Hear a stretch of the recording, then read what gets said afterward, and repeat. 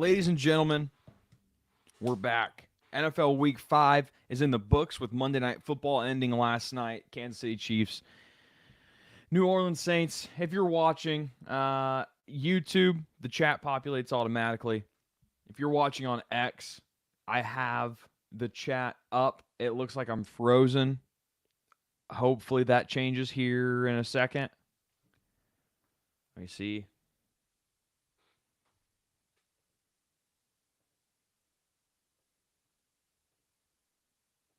We might be okay. Okay, we're good. We're good. I have the chat pulled up on X. Ask questions. Dylan, you're wrong. Dylan, you're stupid. Last week, we go 4-5. We lose the Colts and the Bills in what felt like 2 minutes. The Colts-Jags game was absolutely insane. The Colts forcing a bunch of turnovers, a lot of crazy stuff happening in that game. We go 4-5, which brings our record to 17-16-1 with Giants outright against the Seahawks in the 4 o'clock slate. We talked about it on this show, how that was a huge rest advantage for the Giants. Seahawks were coming off of, I think, 5 days rest. The Giants had like 10 coming off of Thursday Night Football the week before. Huge rest advantage. The Giants pull out the win there. We have a similar situation for this week. It is my favorite bet of the week. You're not going to want to miss it. So we'll get to that. This is going to be a shorter show. I'm not necessarily going to recap every single game from this week. We are recording the college football show at 9 a.m., so I have to be done about 15 minutes before that to prep. So we're going to go about 20 minutes today. Tune into the college football show. And if you're watching on X, I linked under this to the NFL recap show. Watch it. It was great. It was just Carter and I, but it was a great show. We talk about biggest winners, losers, who are the Super Bowl contenders. We touch on everything that we could touch on from Week 5, and I'll give you a recap of Week 5 very quick. Biggest winner, Davante Adams. Davante. If you're Davante Adams and you're watching the Raiders game, you're thinking, holy crap, is it great that I'm getting out of here? Because he had Gardner Minshew, an interception, and then a pick 6. You have Aiden O'Connell, AOC. You have AOC come in, throw in an interception. Things are looking bad in Las Vegas. And if you're Davante Adams, you're thanking your lucky stars that you're going to be out of Las Vegas, maybe in New York. Although after the London game, I don't really know if you want to go to New York. If you watch that, Aaron Rodgers throws 3 picks. That's something he's only done 5 other times in his career. Really poor showing from Aaron Rodgers and the Jets. But Davante Adams, big winner. Also Joe Burrow. 3-4 weeks ago, we were talking about this guy's wrist, how it might not be fully healthy. I think the wrist is fine. The dude can still sling the ball all over the field. The Burrow to Jamar Chase connection is still very much there. Very much there. So Joe Burrow, Davante Adams, my biggest winners of the week. Biggest loser, Panthers. Boy, do they stink. And because they stink so bad, they are going to force us to have to hear the media talk about for the next 5 days how good Caleb Williams is, how good the Bears are, right? And it's just absolutely miserable. We have no one to thank for that except for the Panthers. Another thing the Panthers did that was a pretty bad decision is they put Bryce Young in when the Bears just decided to play prevent defense, and Bryce Young looked amazing. And now you're going to have Panthers fans asking for Bryce Young to go back in. It just creates more of a headache than what it's worth. I don't know why the Panthers did that. I understand you want to get him live reps, but now the organization, you just add more uncertainty on top of the uncertainty you already had about your quarterback situation. What are you supposed to do? What do you do, right? Really bad situation for the Panthers. They are my biggest losers. Fakest performance, Minnesota Vikings. Hear me out. I'm not saying the Vikings are bad. Not saying the Vikings are bad. They're 5-0. They've won every game ahead of them. They won in London. In this game against the Jets, they benefited from a pick 6 and 2 other interceptions. Like I said, Rodgers threw 3 total interceptions, something he's only done 5 other times in his career in a lot of games. What we saw from Aaron Rodgers, I do still think is an anomaly. And Minnesota just made the most of those opportunities, which you can't blame them for, but you're not going to have force three turnovers every game. Darnold had negative EPA per play, negative completion percentage, technically under expected. No touchdowns, one interception. Everything went the Vikings' way, and they still only won by 6, and the Jets stormed down the field and had a chance to win the game. So the Vikings win. This is a league where wins matter, obviously. But moving forward, it's a bit concerning. It's something I've touched on. I want to see Sam Darnold come from behind. He has had to come from behind. They get out to early leads, and then he's just able to put it on cruise control. If I want to elevate this Minnesota Vikings team into the next tier, I need to see them go down in the game early and come from behind. I need to see Sam Darnold lead this team down the field for a drive. That's what I want to see from the Vikings. So fakest performance from week 5, I'm going Minnesota Vikings. Most important performance. It happened, it feels like weeks ago. How obviously it wasn't weeks ago. Kirk Cousins and the Atlanta Falcons. Kirk Cousins and the Atlanta Falcons are my most important performance. Kirk made passes to every part of the field, left, right, middle. He finally looked comfortable in the pocket. He progressed through his reads well. This is something that we had issues with when he played the Steelers in week 1. He did not look healthy. He was lining up square with his offensive line in the pistol. We had worries that maybe he wasn't fully healthy.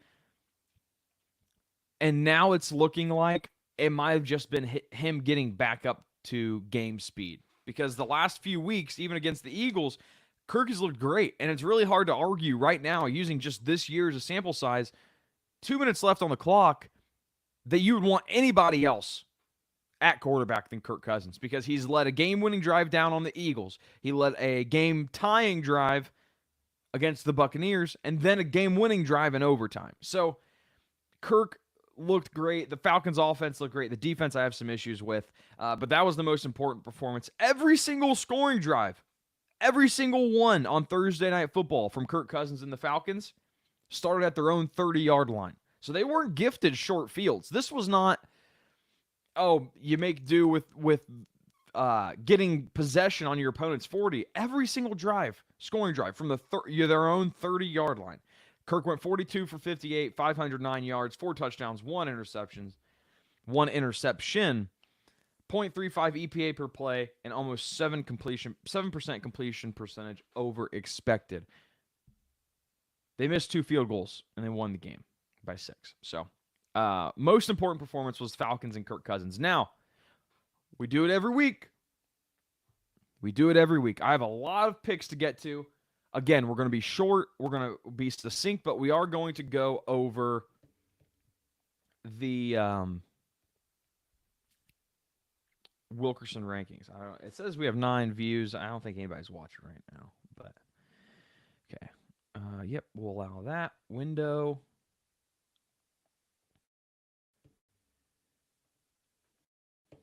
Got to make it a little bigger for everybody. Oh, I forgot that I cannot do the keyboard shortcut. All right.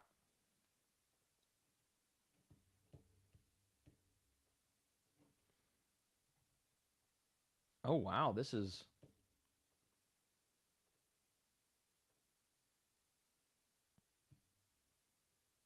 Okay. Wow. Wilkerson ratings, people aren't going to like them. People are not going to like them. So this is just based off of the results of the games. Blowouts are exaggerated. Blowout losses are exaggerated. That's why you're going to see the Saints at number 2. Obviously, the Saints are not the second best team in professional football. You use these numbers. Okay, so let's use an example. The Bears. Oh, hey. The Bears play the Jags in London. No home field advantage. So you have the Bears at 1.87. You have the Jags at 3. That's saying the Bears should be a 4-point favorite. I think they're a 2.5-point favorite right now. Spoiler alert, we're not taking the Bears. because you add context to these. You consider the fact that the Bears really haven't played anybody. They should have another loss on their schedule given the Tennessee Titans game. It is important to add context to these. So this is a base ranking. Add context, add home field advantage, add short rest, add injuries. This is just a base. This is not gospel. This is now, if you have two teams that are fully healthy and equal rest, maybe you can use it as gospel. But it's not. The Saints are not the best team, and honestly, the Vikings aren't the best team in football. If you ask me, I would not make them a favorite over everybody else in the league. So, Vikings number one, Wilkerson ratings. Going into week 6, Vikings number 1, Saints number 2, Commanders number 3, Chiefs number 4, Lions number 5. I don't think the Commanders are the third best team either. So, add context. Add your own context. Before I hear all the comments, Dylan, you're crazy. Add your own context. Bottom 5, I think we could agree on a little bit more. Browns, Patriots, Jaguars, Dolphins, Panthers. These are all fair. I think these are more accurate than the top. So, we'll go ahead and stop sharing the screen there. And let me make sure there's no chat.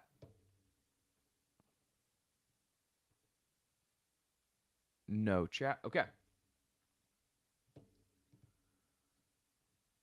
Let me X out of the...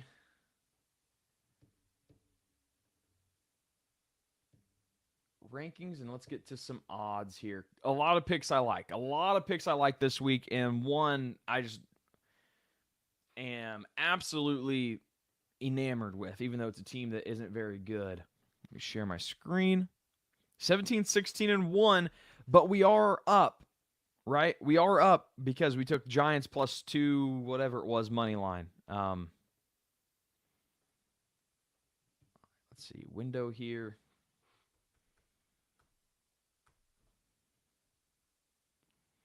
Okay, this could work. We will start Thursday Night Football. 49ers at Seattle. Seattle obviously lose outright to the New York Giants. This is something we were on. The rest advantage was just too big for the Giants. They had about 10 days of rest where the Seahawks had 5. And now the 49ers lose to the Cardinals. We see the Seahawks as a 3.5-point favorite. Both these teams' defenses are top 10 in forcing quarterback hurries, quarterback pressures. The 49ers have red zone trouble, only scoring a touchdown on 41% of their red zone trips. You have Kittle and Warner were both limited in practice yesterday, and Julian Love, defensive for Seattle, was limited on Monday as well. I'm going under here, 47.5. This is Thursday Night Football primetime game. I have not seen anything from the 49ers offensively that has impressed me. And they only put up, 25, what it was, against a really bad Cardinals defense. And I think the Seahawks defense has improved from last year. And we've seen Geno struggle when he's under pressure. So if Bosa gets to Geno, Geno's going to be in for a rude awakening in this game. So I'm going under 47.5 here. Jags-Bears, this game's in London. De facto home game for Jacksonville. They're going to be here. They play in London again next week, and the Jacksonville Jaguars they're the London team. They always get sent to London. They played back-to-back there last year. The Bears have had such an easy schedule. Everyone is overreacting about this team beating the Panthers and Caleb Williams looking amazing. That is not the baseline for the Chicago Bears. And you're getting Jacksonville as an underdog in a game where Trevor Lawrence actually looked decent. His receivers weren't dropping passes. Keep in mind, this Jacksonville unit, before you crap on Trevor Lawrence, they lead the league in drops. And it's the same thing that happened last year. Jags here plus 2.5. Jags money line every which way. The Bears are getting a lot of hype right now, and it's not warranted. They beat a bad Panthers team. They beat their wins are against an injured Rams team, the Panthers team, and the Titans, who you take away one dumb turnover, they don't even beat the Titans. So great. The Bears shouldn't be favored to anybody except maybe the Browns and the Raiders. That's probably it. So we're going Jacksonville here, plus 2.5, and money line. Commanders, Ravens, ultimate sell spot on the Commanders. Listen, I love the Jaden Daniels stuff. They're Washington Commanders people getting all up in our grill saying, hey, when are you going to believe in this Commanders team? Not for a while. Their defense is suspect. And just because you beat the Browns and you you beat the Bengals when you let them score 35 points and you score all over the Cardinals. Like I'm not convinced with that. I am impressed that the Commanders were able to score on the Browns, but the defense is a problem, and they're not going to be able to contain an offense like the Baltimore Ravens. I love the Ravens here, -6.5 in a sell spot for the Washington Commanders. Great team. Obviously, they can win the division. They're at the top of it. But yeah, I'm selling on them.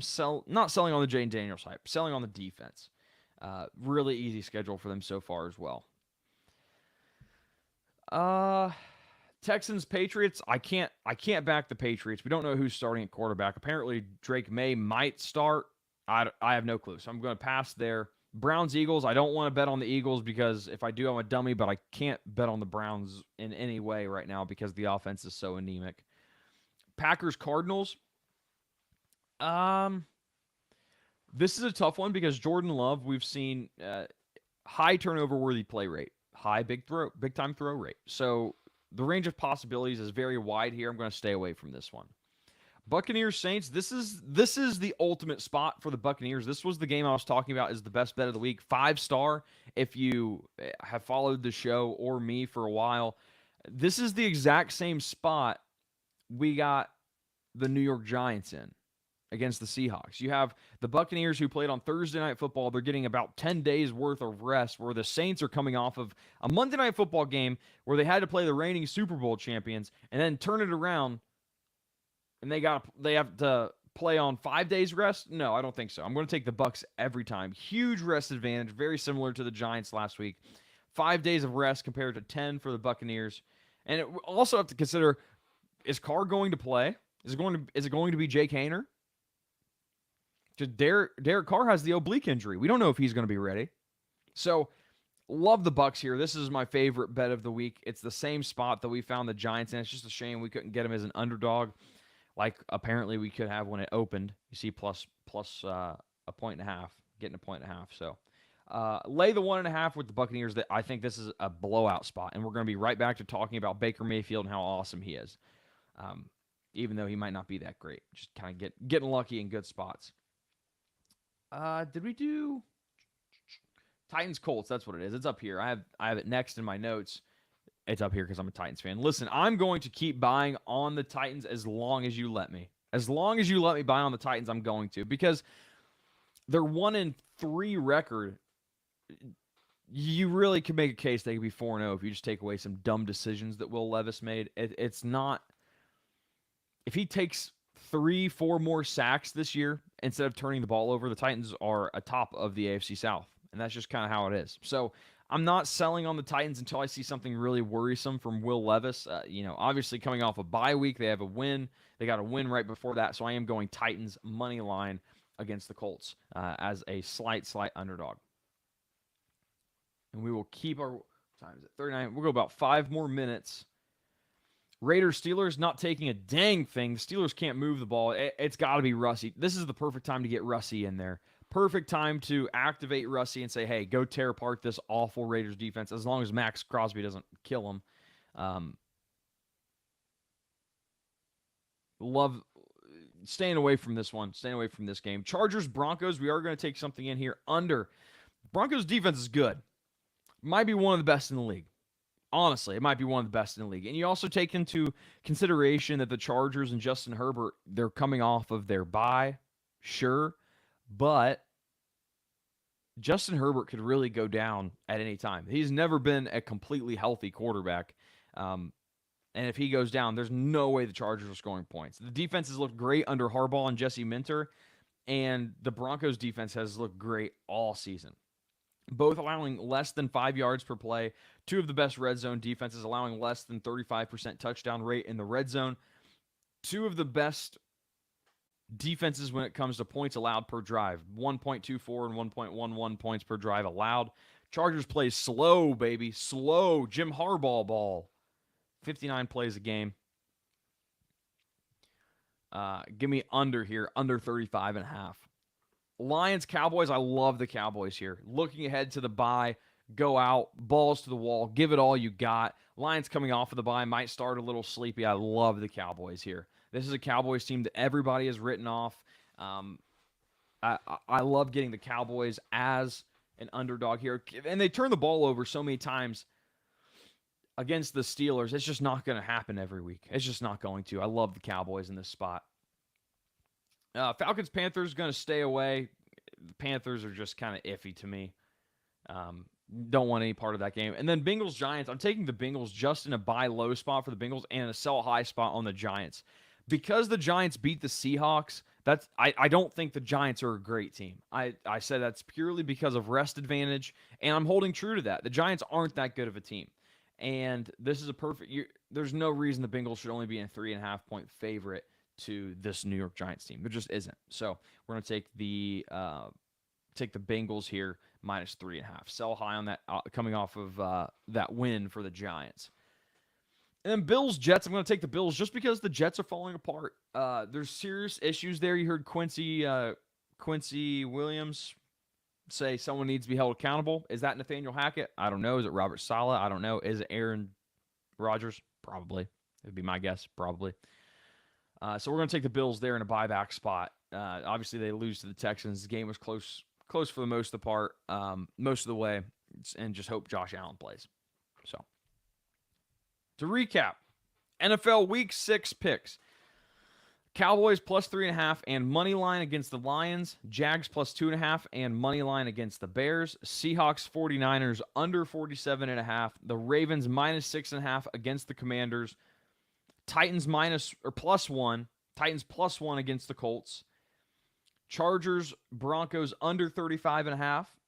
Bengals minus 3.5 against the Giants. And Bills minus 2.5 against the Jets. Best bet of the week. Number 1 bet. 5-star, Bucks minus 2 against the Saints.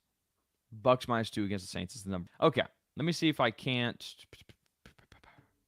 stop sharing. Thank you for watching a short episode. Be sure to follow us at CarterCast on X. We need to get to 500 followers as quick as possible. I believe we're at 450. We are recording the college preview show here in about 20 minutes. That will be out tonight. You're going to want to watch it. Big games coming up. Spoiler alert, Oregon is going to blow out Ohio State. Blow out Ohio State. It's not even going to be close. So thank you guys for watching. Until next week, have a great week.